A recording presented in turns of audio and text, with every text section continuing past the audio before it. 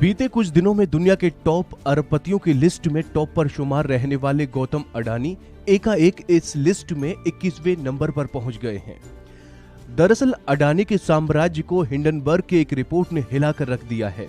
साथ ही देश की राजनीतिक हवा को एक नया रुख देने का काम किया है। पूरा विपक्ष जहां केंद्र सरकार को घेर रहा है, तो वहीं अडानी पर घंटे दर घंटे एक के बाद एक मुसीबत टूट रही है और इसका कारण बनी है कंपनी हिंडनबर्ग।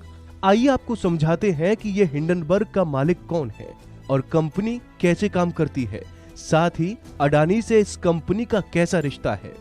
रिपोर्ट्स की माने तो नाथन एंडरसन नाम का एक शख्स अमेरिका के कनेक्टिकट यूनिवर्सिटी से इंटरनेशनल बिजनेस विषय में ग्रेजुएशन पूरी करता है। इसके बाद वो नौकरी की तलाश करने लगता है। जल्द ही उसे एक डेटा रिसर्च कंपनी में नौकरी मिल जाती है। यहाँ उसका काम पैसों के इन्वेस्टमेंट मैनेजमेंट से जुड़ा होता है। नौकरी करते हुए एंडरसन डेटा और शेयर मार्केट की बारीकियों को समझता है।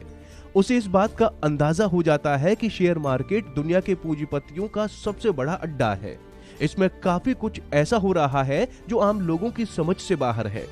इसी वजह से एंडरसन के दिमाग में फाइनेंशियल रिसर्च कंपनी शुरू करने का आइडिया आया। इसका परिणाम 2017 में दिखा, जब एंडरसन ने हिंडनबर्ग नाम से इस कंपनी की शुरुआत की। इस कंपनी का मुख्य काम शेयर मार्केट, इक्विटी, क्रेडिट और डेरिवेटिव्स पर रिसर्च करना है।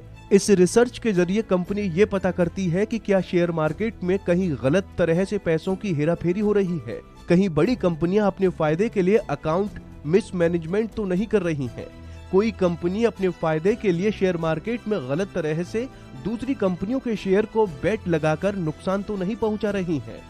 इस तरह रिसर्च के बाद हिंडनबर्ग कंपनी एक रिपोर्ट पब्लिश करती है। कई मौकों पर इस कंपनी की रिपोर्ट का दुनिया भर के शेयर मार्केट पर असर देखने को मिला है। इसी हिंडनबर्ग ने हाल ही में अडानी ग्रुप को लेकर एक रिपोर्ट जारी की। खास बात यह है कि कंपनी को हिंडनबर्ग नाम देने के पीछे भी एक बड़ी कहानी है। दरअसल 6 मई 1937 की बात है।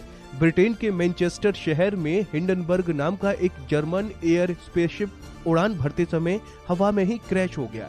इस हादसे में 35 लोगों की दर्दनाक मौत हुई। जांच के बाद पता चला कि इस विमान के हाइड्रोजन गुब्बारों में आग लगने की वजह से ये घटना घटी थी। इससे पहले भी हाइड्रोजन गुब्बारों में आग लगने की वजह से हादसे हुए थे। जांच रिपोर्ट में पता चला कि कंपनी ने नियमों का पालन किए बिना क्षमता से ज्यादा लोगों को इस विमान में बिठा दिया था।